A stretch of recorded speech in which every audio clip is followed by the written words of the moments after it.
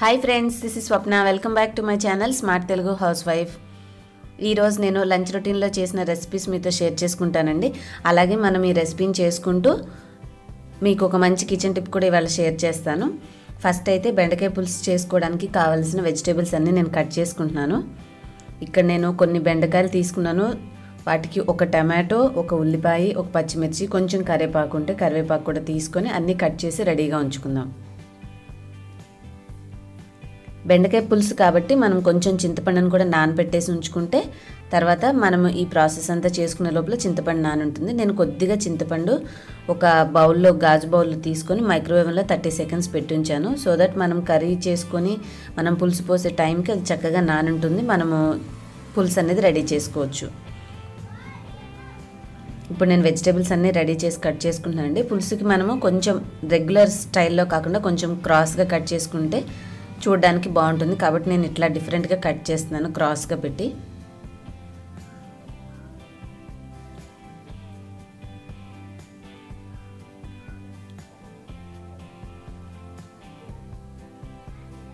ఇంకా మన vegetables cut చేసుకోవడం అయిపోయింది కదండి. ఇప్పుడు నేను చింతపండు పులుసు రెడీ చేసుకుంటున్నాను.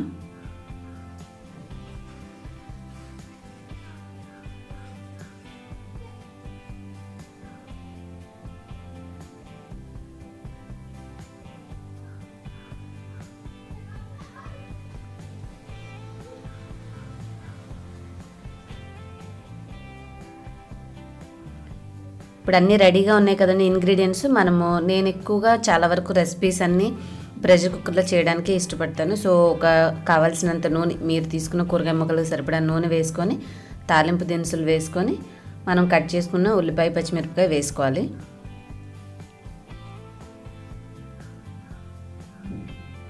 ఉల్లిపాయ, పచ్చిమిరపకాయ ముక్కలు మగ్గిన తర్వాత మనం ఇందాక కట్ చేసి ఉంచుకున్న టమాటో పీసెస్ యాడ్ చేసుకుందాం ఒకసారి కలుపుకొని.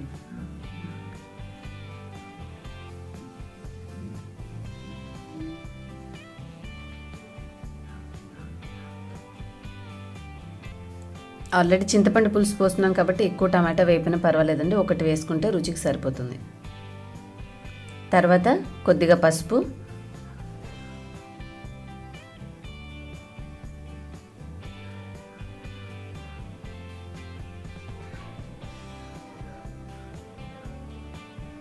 పసుపు నేను ముందుగా ఎందుకు వేసానంటే పసుపు వేసిన తర్వాత మనం బెండకాయ ముక్కలు వేస్తే చక్కగా ఆ కలరింగ్ అంతా కూడా మంచిగా పీసెస్ అన్నిటికీ పడుతుంది. కాబట్టి నేను బెండకాయ ముక్కలు వేసే ముందు కావాల్సినంత పసుపు యాడ్ చేశాను.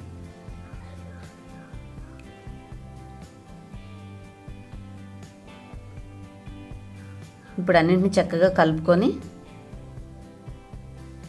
ఇక్కడ నేను ఉప్పుకి నార్మల్ సాల్ట్కి బదులుగా కళ్ళుప్పు తీసుకుంటాను. మనం గ్రేవీ కర్రీస్లో కరిగిపోతుంది కాబట్టి మనం నార్మల్ సాల్ట్ కన్నా కూడా కళ్ళుప్పు వేసుకుంటే పులుసులకి వాటికి రుచి బాగుంటుంది.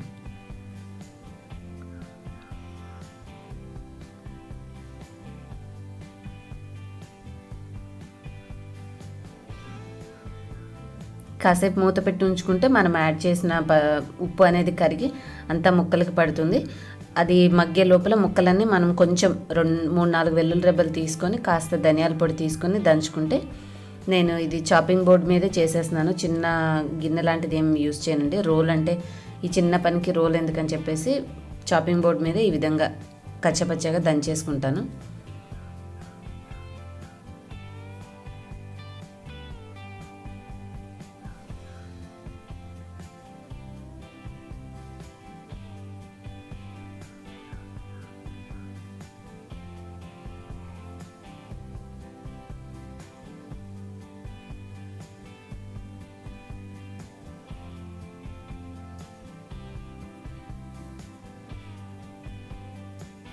ఇప్పుడు రెడీ అయిపోయింది కదండి. ఈ సింపుల్ అంటే ఎక్కువ మసాలా లేకుండా సింపుల్గా ఇది కొంచెం అల్లం వెల్లుల్లి దంచుకున్నది ఇందులో యాడ్ చేసేసుకొని ఒకసారి మళ్ళీ ముక్కలన్నీ మంచిగా కలుపుకుందాం.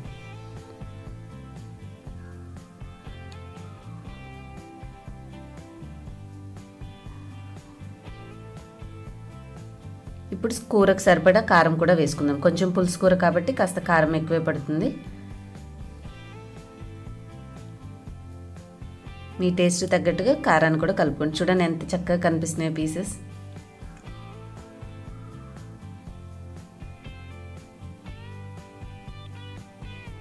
కాసేపు మూత పెట్టి ఉంచుకుంటే మనం యాడ్ చేసిన వెల్లుల్లి కారం అన్నీ కూడా పచ్చివాసన పోయి చక్కగా వేగుంటుంది కూర.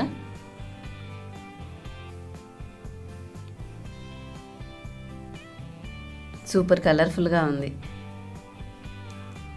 ఇంకా ఫైనల్గా ఇప్పుడు మనము ఇందాక వంపుకున్న రెడీ చేసి ఉంచుకున్న చింతపండు గుజ్జుని ఇందులో వేసేసుకుందాం. మీరు చేత్తో అయినా వడగట్టేసి పిప్పి రాకుండా చూసుకోవచ్చు. నేను జస్ట్ ఈ స్ట్రైనర్ తోటి కొద్దిగా వడగొట్టేసాను. కావాల్సిన పులుసు అంతా మనము ఇందులో యాడ్ చేసుకొని ఒకసారి కలుపుకుంటే మంచిగా అన్నీ మిక్స్ అయిపోతాయి.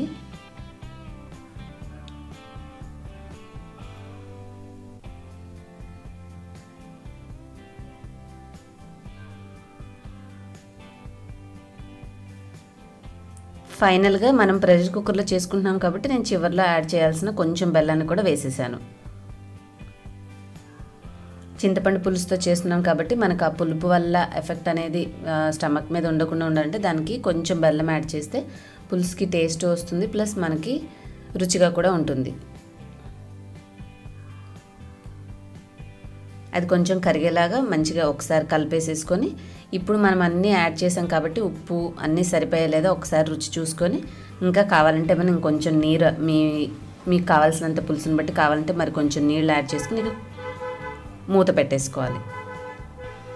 ఈ లోపల విజిల్స్ వచ్చే లోపల మనం ఇందాక ఒక కిచెన్ టిప్ కూడా అనుకున్నాం కదండి, అంటే ఇలాంటివి ఏమైనా పులుసులు అలా చేసినప్పుడు మనకు కొంచెం చింతపండు అనేది మిగిలిపోతూ ఉంటుంది. సో అలా మిగిలిపోయిన చింతపండుని మనము రెగ్యులర్గా కట్ చేసే చాపింగ్ బోర్డు మీద ఈ విధంగా కొంచెం అల్లం వెల్లుల్లిపై దంచుతూ ఉంటాను ఈ పప్పు గుత్తితోటి. ప్లస్ చాపింగ్ బోర్డు మీద రకరకాలు కట్ చేస్తూ ఉంటాం కాబట్టి దాన్ని యూజ్ చేసి కొంచెం సాల్ట్ యాడ్ చేసుకుంటే స్క్రబ్బింగ్ లాగా ఇంకా మనకి సోప్ అవసరం లేదండి. ఒక్కసారి మనం ఈ చెక్క వీటిని రబ్ చేసుకున్నామంటే వాటి మీద ఉన్న ఆ స్మెల్ అనేది అంతా పోయి చక్కగా మురికి కూడా పోయి నీట్గా ఉంటాయి అన్నమాట. సో అంటే ఇవి మనం రెగ్యులర్గా చేయకపోయినా అప్పుడప్పుడు మనకి ఈ విధంగా పల్పు మిగిలినప్పుడు చేసుకుంటూ ఉంటే బాగుంటుంది. ఈ విధంగా క్లీన్ చేసుకుంటూ ఉంటే మనకి చాపింగ్ బోర్డ్స్ అనేవి కూడా ఎప్పుడు ఎన్ని రోజులు వాడినా కూడా చక్కగా కొత్త వాటిలా కనిపిస్తూ ఉంటాయి. ఓకేనండి, టిప్ నచ్చిందా మీకు? నచ్చిందో లేదో తప్పకుండా నాకు కామెంట్స్లో చెప్పండి.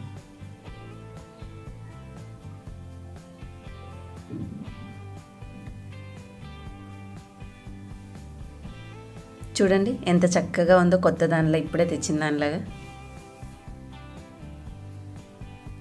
ఇంకా మనం కుక్కర్ పెట్టాం కదా, ఈ వర్క్ చేసుకునే లోపల విజిల్స్ వస్తున్నాయి. ఒక 5 to 6 విజిల్స్ రానిచ్చేసి చక్కగా ఆపేసుకోవచ్చు. అంటే మనం పులుసు కదండి, కుక్కర్లో ఎక్కువ ప్రెషర్ వచ్చేస్తుందా అని అనుకుంటారని చెప్పేసి నేను ఈ క్లిప్ కూడా యాడ్ చేశాను. మనకి చక్కగా ఈ విధంగా కంప్లీట్గా ఏం బయటకి పొంగిపోయినట్టుగా ఏమి రాదండి, మంచిగానే విజిల్స్ వస్తాయి. సో ఒక 5 to 6 విజిల్స్ రానిచ్చుకొని ఆపేసుకుంటే మంచిగా పర్ఫెక్ట్గా ఉడికిపోతుంది. టేస్ట్ కూడా సూపర్గా ఉంటుంది. ఇంకా మీరు పులుపు అనేది మీ ఇష్టాన్ని బట్టి ఎక్కువ తక్కువ వేసుకోవడము అంతే. పులుపు కారం అనేది మీకు నచ్చినట్టుగా అడ్జస్ట్ చేసుకుంటే పులుసు అనేది పర్ఫెక్ట్గా రెడీ అయిపోతుంది. చూడండి చక్కగా ముక్కలు ఉడికి టేస్ట్గా కమ్మగా బాగుంటాయి అన్నమాట. ఇప్పుడు నేను సర్వింగ్ బౌల్లో తీసేసుకుంటున్నాను.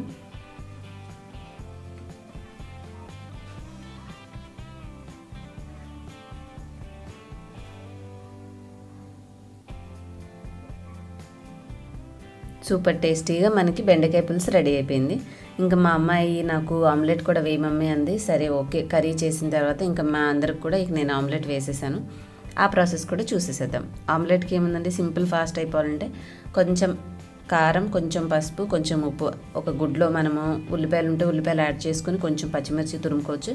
లేదంటే ప్లెయిన్గా ఈ 3 ఐటమ్స్తో అయినా సరే ఎగ్ని మంచిగా బీట్ చేసుకొని కలిపేసి రెడీగా ఉంచుకొని ఇప్పుడు కొంచెం ఆయిల్ గ్రీస్ చేసుకొని ప్యాన్ మీద మనము ఇప్పుడు నేను చూపించినట్టుగా వేస్తే ఏంటంటే మధ్యలోనే ఎక్కువ పడకుండా చక్కగా పరుచుకుంటుంది అన్నమాట ఆమ్లెట్. అందుకని మీకు చూపిస్తున్నాను. ఇలా కొంచెం వేసి ఇక తర్వాత దోశకు రుద్దినట్టుగా మనం ఇట్లా అన్నేసామంటే చక్క సర్కిల్ లాగా వస్తుంది ఆమ్లెట్.